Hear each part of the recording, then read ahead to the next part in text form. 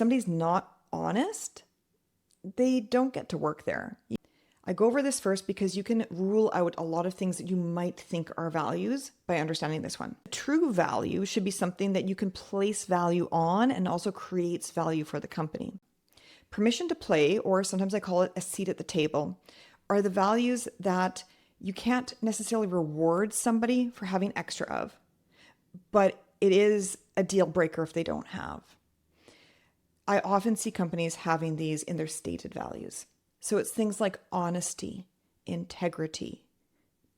How do you give somebody a bonus for behaving honestly? And I do get some pushback on this from some people where they say, well, there's just being honest day to day, but then there's bringing up a difficult thing that maybe an error that's happened or an issue they've seen with a client. And I would counter that and say, that's not necessarily just honesty, that's going beyond into something more like bravery.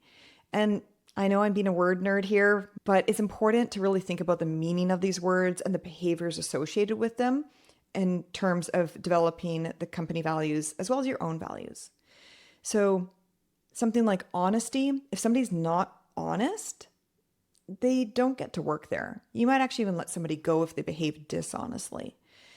Other ones, I'm just looking at the list from my last company. Permission to play things were teamwork was something that was just a necessary thing that we did in our company. So that might not apply to all companies, but it did apply to ours.